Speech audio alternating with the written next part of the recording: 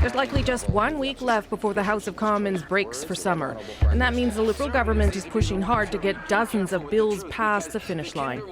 Two of them in particular are facing a lot of criticism. Bill C-69 is a massive overhaul on how resource projects like pipelines are approved in this country. And Bill C-48 is the oil tanker ban off BC's northern coast. 69 is a full frontal assault on the resource industries that have been really central to Canada's prosperity. And just this week, 6 premiers wrote a letter to the Prime Minister saying those bills will have detrimental effects on national unity. My message to Ottawa is please take that seriously. I think it's absolutely irresponsible for Conservative premiers to be threatening our national unity if they don't get their way. All right, so is Trudeau in a showdown with at least 6 of Canada's premiers? There is a decision on the Trans Mountain extension that is expected next week too. Would that be enough to get some of them back on side? Chantal Hébert is in Montreal tonight. Andrew Coyne is in Toronto. And CBC poll analyst Eric Grenier here in Ottawa with me. Good to see everybody. So let's start with this whole brouhaha with the premiers. Worth pointing out, as the Prime Minister did, that they are all Conservative premiers.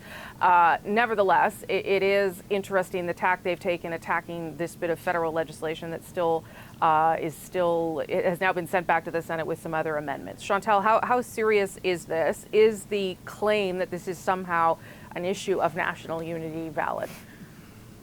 Well, it is if you go to the core of the debate, but those 2 bills reflect Liberal campaign promises, and they do enjoy support beyond Liberal ranks. All these premiers are Conservative. There is a fair amount of pre-election rhetoric and the narrative that both sides are using.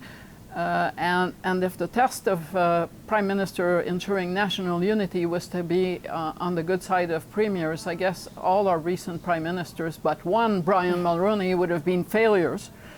And Brian Mulroney, who did get the premiers on side on a host of things, did not end up being a Prime Minister who fostered a lot of national unity. So I don't think that's the test of those bills or that debate, that the tone is set in the way that it is set. And I should say, Andrew, that the government did put some amendments into Bill C-69, not the 180 plus that the Senate sent back, but they did try and address some of the concerns around how much power the provinces would have, who would be able to testify at these kinds of hearings. So I don't know, maybe the concerns are still this valid, or maybe they're not. Well, they took on board the amendments moved by the quote-unquote independent senators, and they were less disposed to the ones moved by Conservative senators. This reminds me of the fight that you always see between the federal parties over who's being more divisive. No, you're being divisive. No, you're being divisive. And in this case, it's you're threatening national unity. No, you're threatening national unity. I tend to side with the Prime Minister on this one. The premiers say, "Oh, we're not actually threatening national unity. We're just saying you might be causing difficulties." If you were genuinely concerned about the national unity implications of a policy, you take people aside in private. When people make these public statements, it's usually for performative reasons. The country is not going to split up over an energy regulatory bill. It has lots of reasons why people of good faith might be opposed to it. There's lots of reasons to think it's not well drafted. There's lots of reasons to worry that it's going to have particular implications in one region or another. That's particularly a worry, I suppose, if you're a Liberal, that you're not going to get elected in these regions. They're not going to take it very kindly. But to talk about, in even general terms, about this being a threat to the unity of the country, that is a little bit like saying, nice country you have there, pity something if something should happen to it. It is bringing that issue into it. It is a veiled threat, and I think the Prime Minister was right to call them on it. Yeah, I mean, when that happened, Eric, I have to say, watching from my cubicle, I thought to myself, that's sort of not something the Prime Minister is going to mind, right? Having 6 Conservative premiers up smacking him around so he can smack back. Like, to me, it just seems like that's not a terrible thing politically for the Prime Minister. No, I think the campaign plan is, particularly in Ontario, to campaign against Doug Ford rather than Andrew Scheer. We know that Conservatives are concerned about the unpopularity of the Ontario Premier, and he is perhaps someone who's a bit easier to caricature as a villain for Justin Trudeau than Andrew Scheer. So going up against someone like Doug Ford, someone like Jason Kenney, who is also not that popular outside of Alberta, and is a bit of a throwback and makes it a bit easier to say that this is just Stephen Harper's party with a new leader, I don't think he minds that at all. You know, if we're worried about national unity, one a nice feature here is to see the premiers of Ontario and Alberta on the same side of this issue. You go back to the early 1980s where there was that previous energy brawl, and that really was much more a regionally divided situation. But we've got to stop turning every policy disagreement into a regional or unity fight. That is toxic politics, and it doesn't help matters at all. I wonder though, if we're expecting the Trans Mountain pipeline decision, I think it's on Tuesday, I would put a lot of money on the idea that it's going to be green lit, given that the government and all of us own it. How will that, though, play into this conversation about national unity and regional strife, Chantal? I don't think that the province, in this case BC, that is opposed to the Trans Mountain expansion is inclined to put it in terms of unity. It hasn't so far. And when you look at that upcoming decision and the sense widespread that the federal government is going to relaunch the project, you understand why the Liberals are happy to have a fight over regulatory overseeing of pipelines or about the tanker ban in the lead up to that, because they're basically shoring up their credentials on the other side of the equation by saying, well, we're not all in on just pipelines, we're also in on climate change, and they're not. And I think their audience is actually not the premiers, that they have no hope to get on site because they will still oppose carbon pricing no matter what happens to these bills. But the real audience is voters. And Eric, if the pipeline gets the green light next week, as we will presume that it does, at a time when the government's also trying to shore up its environmental credibility, I wonder how a green light for the pipeline then affects voters, progressive voters, who are thinking, well, I don't know where to park my vote now because these things, to me, seem hypocritical. I'm speaking as a progressive voter, not myself here.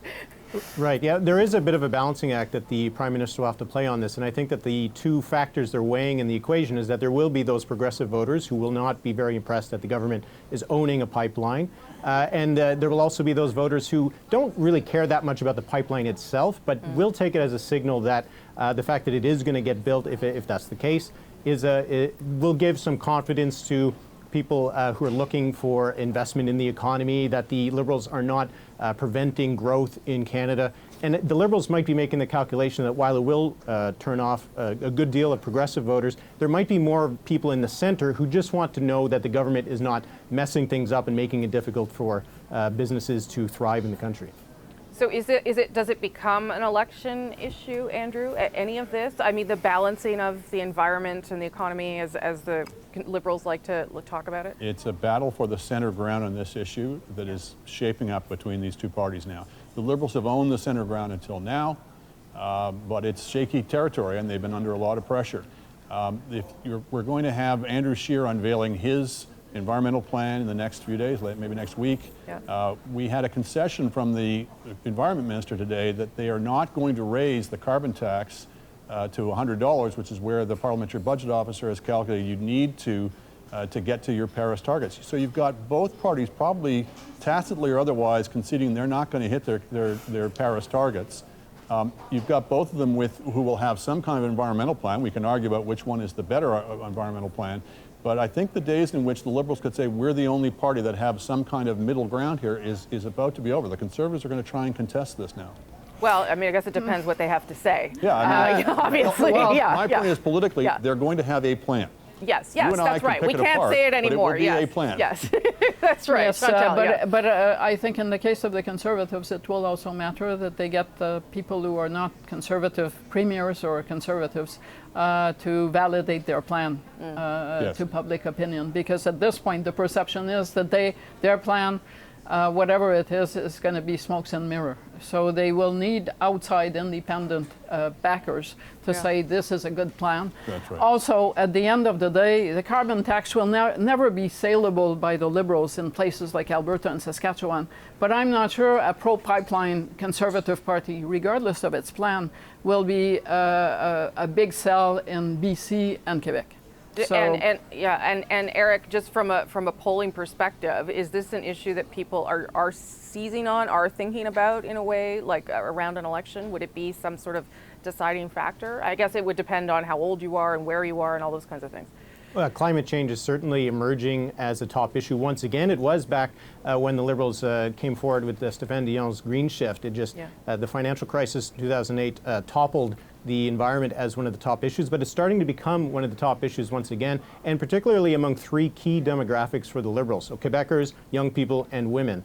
So for the Conservatives, I think they might be looking at what happened in the Ontario election in 2018. Under Patrick Brown, the PCs had a carbon pricing plan that they were going to go to the electorate with. It seemed popular at the time. Doug Ford came in, he got rid of that plan, had something that looked a bit like what we're probably going to see from Andrew Scheer, that is emphasizing things like cleaner water and cleaner air, not necessarily fighting climate change, but something that maybe seems more tangible to voters, and it didn't seem to hurt Doug Ford either. So I think it all matters of what kind of environment we're talking about politically. If voters are looking for a change in the fall, whether Andrew Scheer has a very robust climate change plan or not might not be as important. But I'm not sure if we're in the same kind of environment that Doug Ford could coast on without having an environment plan last year in last year's election. Okay, thanks everybody. Appreciate it. We'll talk again soon. Before we go, though, be sure to subscribe to At Issue, the podcast. We got extra content there. This week we're going to talk about National Pharmacare. Will it actually ever happen? Look for it on iTunes, any major podcast app, our website, cbcnews.ca/thenational.